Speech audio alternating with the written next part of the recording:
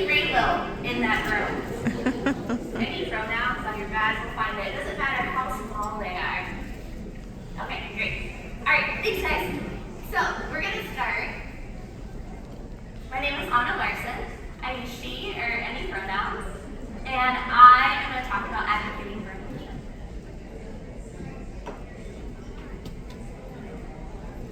Just in case you never know. Okay, so my pediatrician friend who does outreach for folks with unstable housing said that she started to see a lot of teenage transgender refugees flocking to Minnesota. And they say that they feel safer being homeless in the Twin Cities than they do with stable housing in their home states. And I'm going to say this again. They feel safer being homeless. Like a lot of clinicians across the country, my Minnesota colleagues are overloaded with the numbers of trans youth that they are seeing. They're coming from North Dakota, Iowa, Missouri, Tennessee, Florida, Texas, for their gender-affirming care. And many families have left these states. And healthcare providers too, including those who provide this care and those who identify as LGBTQ or have families who identify as LGBTQ.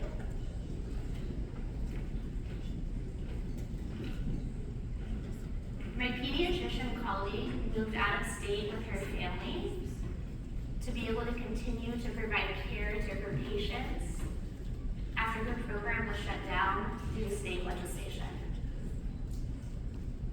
My college friend left Florida, where she grew up and owned her own vet practice because it no longer felt safe to keep her family there anymore because she is transgender and has a wife and young child. A therapist friend is so fearful of her right to get access for her child's health that she has emigrated to Canada. Her child is trans. A friend is a two-spirit Cherokee artisan who lives in Idaho who can no longer get his trans care through Medicaid. And so he's having to choose between a state with legal protections for his native rights in regards to animal parts and use for ceremony, and a state with legal protections for his gender-affirming care. There's no state that protects both. The stories I've heard and continue to hear are heart-wrenching. Raise your hand if you've heard any stories like these.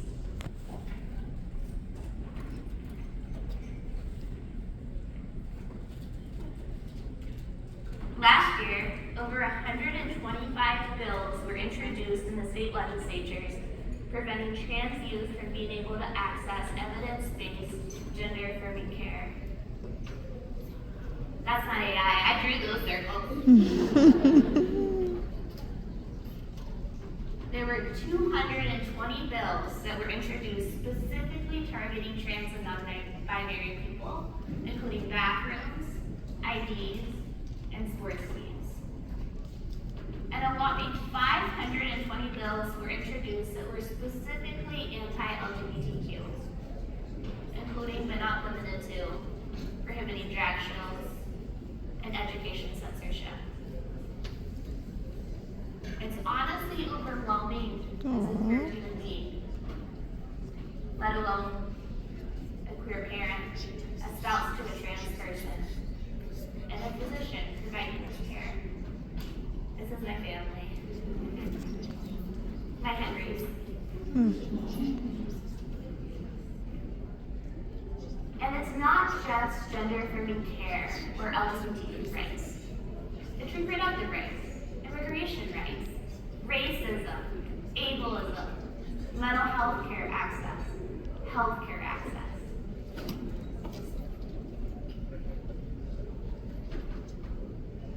As medical professionals, we are all advocates. It's why we went into medicine in the first place. We get a lot of news, a lot of opinions, about the so-called culture wars. But this is the front line. This is where the legislation lands. These are real lives of real people. And we are in pain.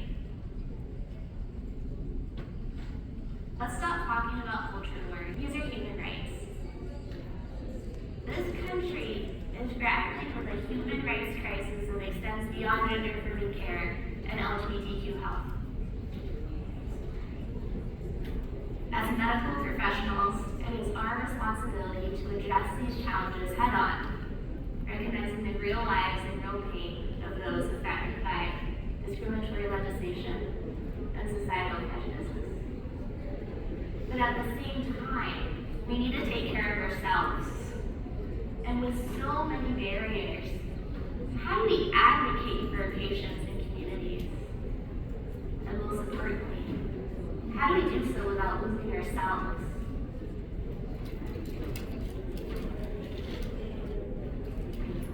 I learned about advocacy the hard way. I don't know about any of you. I had my dream job 2 years outside of residency. I built a beautiful gender-affirming care program. I integrated HIV and medication-assisted treatment for addiction. I networked with behavioral health, and we had our own non-binary psychologist. We had speech therapists, plastic surgeons, OB-GYNs, allies within the system.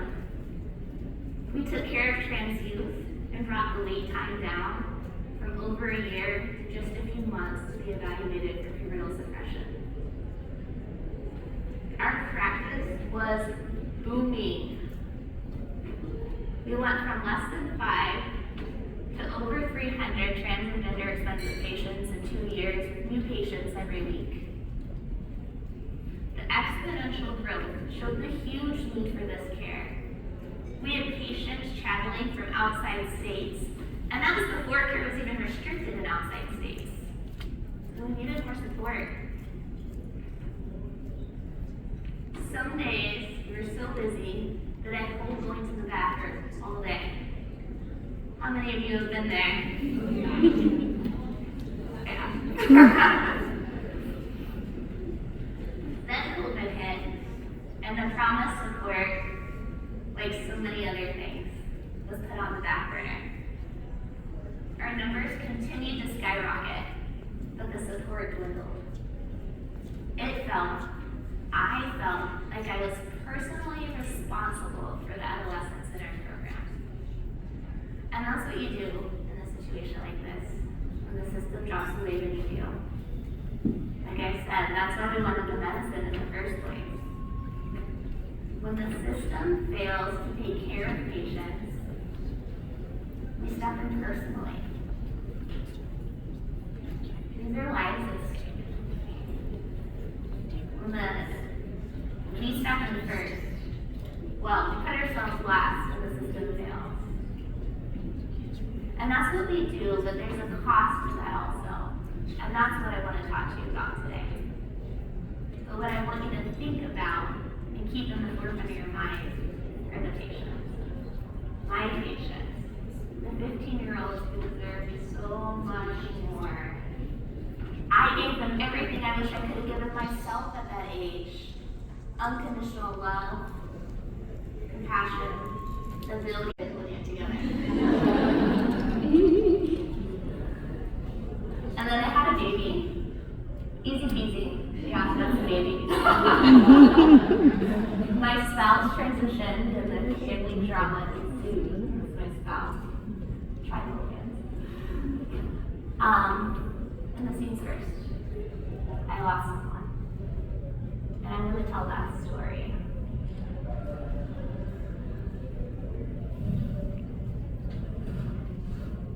I can still remember that morning.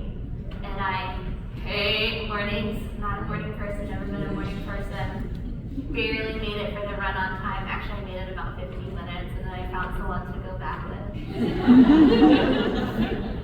So it's 7:15 in the morning, and I was in the room with a patient, and my old boss calls me, which is unusual, so I step out to answer. He says, "Mama, I have some hard news." Your co-resident, Jen, died. She was a part of our 6-person family medicine residency family. We were a tight-knit group. One of my other co-residents in the back. I snuck her in and told her to repeat.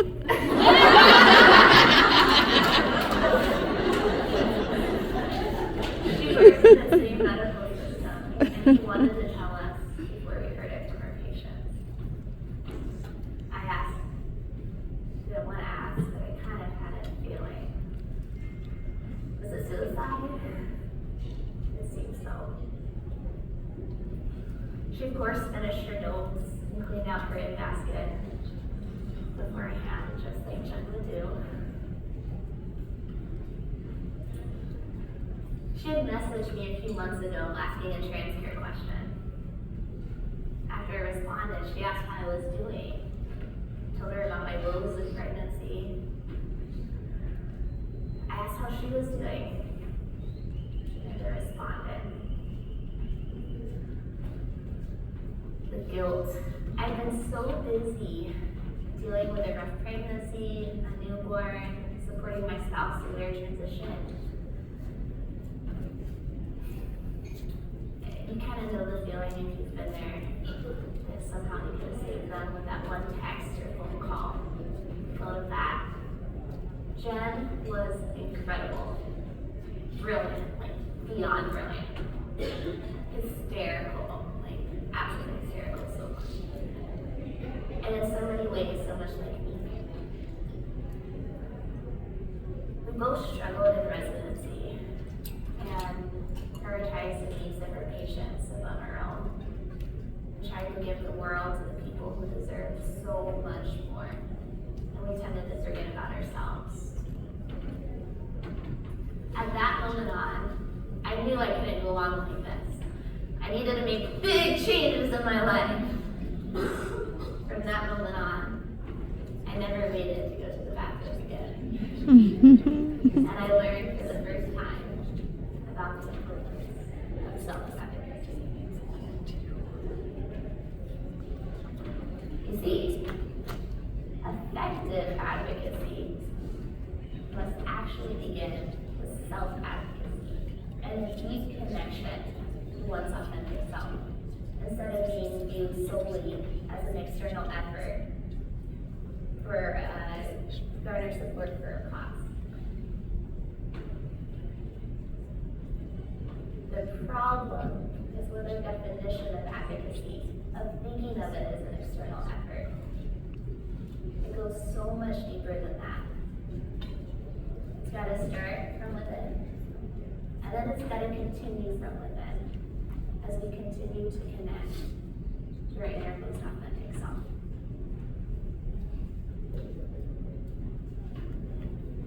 Gotta widen the wheel.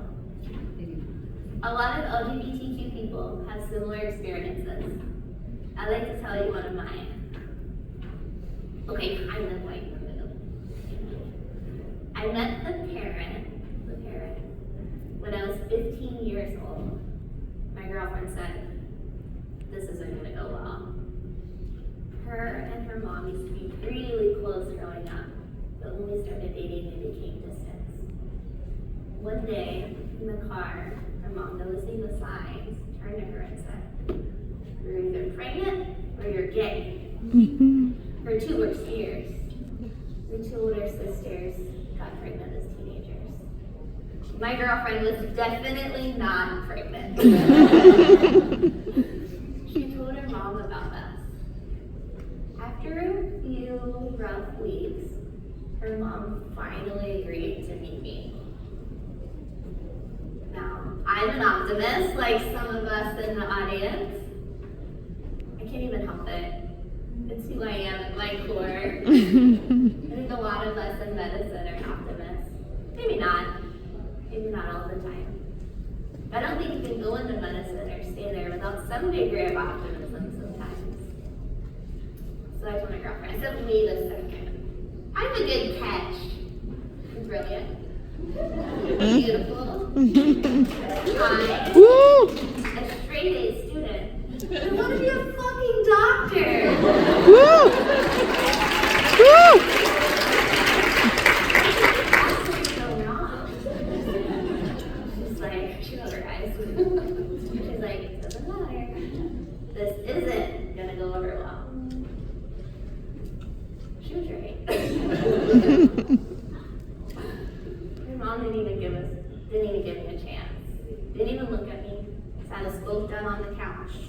started to tell us we were going to help. I looked over at my girlfriend and put her hands around her face, and her face was in her lap. I was like, oh shit. And so, at that point, I started to laugh. Because when I get nervous, I smile. And when I get really nervous, I laugh. And when I get really, really nervous, eventually it turns into hysterical crying. But I hold it together. And I was laughing as she went on about her sins. Oopsies. After that, I thought, I didn't even get a chance. I ruined it. It's not safe to be me. I felt rejected. I felt unloved. I felt unsafe being myself. And that was a pivotal moment for me in my life. And that has always been where my passion has stemmed from. To make safe spaces for people like me to be their authentic selves and to feel accepted. And that's also likely where some of my inaccuracies about advocacy likely stem from. I have to save the world! I have to prevent anyone I love from feeling rejected, unloved, or unsafe being themselves. But I have to save the world! Not myself. 2/3 of LGBTQ youth either experienced parental rejection or did not come out due to fear of rejection. Parental rejection has long-lasting consequences, including high-risk behaviors, mental health, and physical health consequences. Family rejection actually predicts adolescents' level of depression and suicidal thinking, whereas family support is associated with greater self-esteem, social support, general health status, less depression, less substance abuse, less suicidal ideation. Among trans youth specifically, parental support is protective against depression and is associated with a higher quality of life. And luckily, it's not all about family. Trevor Project's national survey on LGBTQ youth showed that youth who report having at least one accepting adult were 40% less likely to report a suicide attempt in the past year. And that could be an auntie, a cousin, a best friend's parent, teacher, nurse, PA, physician like yourself. The closer it is to our personal lives, oh shoot, okay, that was me being sad.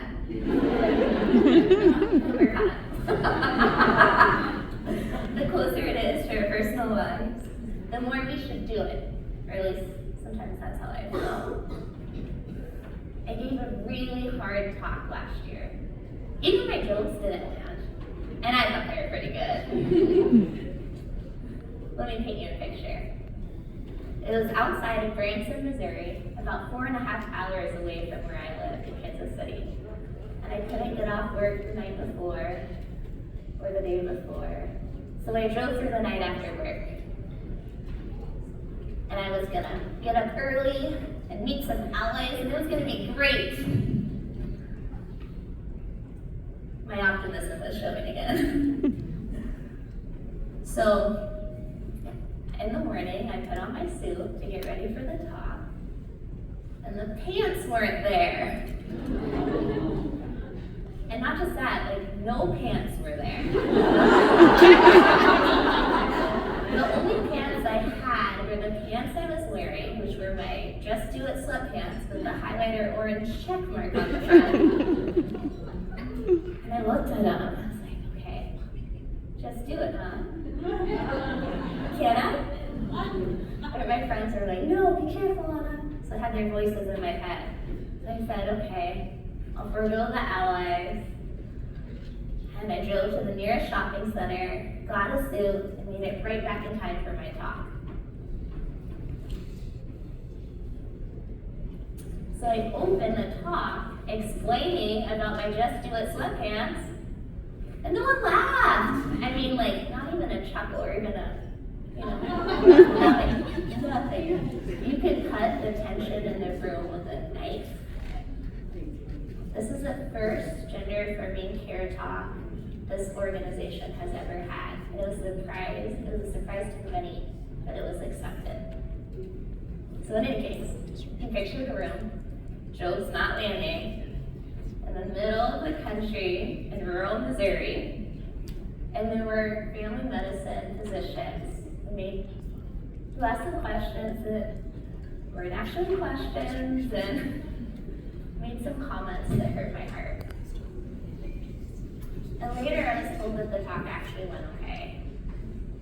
And somehow I managed to pull it off and explain that restricting care actually does the opposite of what we all want.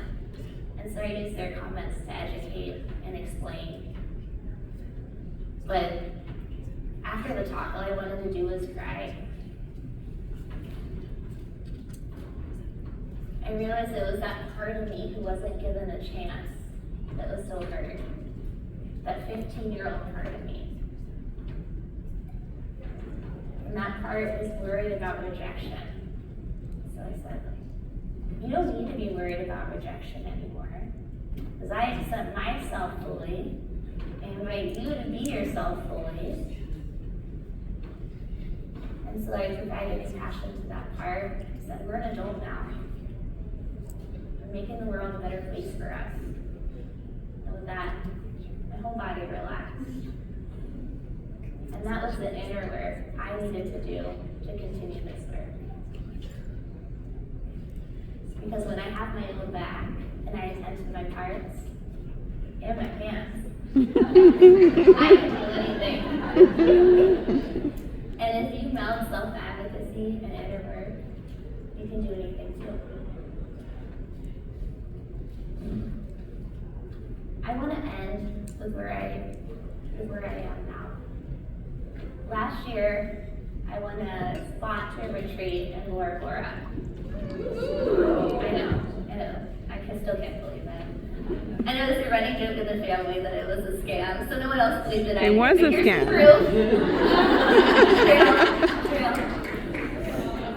And so I'm in Practical Paradise with 66 other physicians, supportive women physicians. And there's something about other people, kind of like here, being their most authentic selves. It allows you to be your most authentic self. And so we're all sitting together and journaling and sharing our stories and crying and talking and hugging and all those things. And I stood up and I told my story. And it clicked for me that being authentic about my gender identity kind of was everything. And somehow I decided to come out as gender fluid and not hide a part of myself that might be seen as less okay in our society. And the other doctors at the retreat started to do the same. Not about coming out, but talking about other things. We weren't all gender fluid. At least not what they said. But we did go use both bathrooms because it only made sense. It was like all of us there. Why 2 different bathrooms, you know? Any case. And then I could see it segueing into the next part of my career. And it took that experience to show me that authenticity is the next piece. And I started to talk about my passion in medicine and my dream. And cultivate Thrive began gender affirming care. And I mentor physicians and residents, and really anyone who wants to learn gender affirming care or how to be inclusive in their practice. And guide systems on ways to be inclusive. And it's been amazing. I met able to kind of see the ripple effect of more safe spaces, like around the country, Georgia, and lots of places in the South where I trained. And it's been a dream for my 15-year-old self. But it's more than that. There's something deeply healing about being your most authentic self that lights a fire in your soul. And by being your most authentic self, you will transform your world, and your world will transform around you. And so here's what I learned true advocacy is.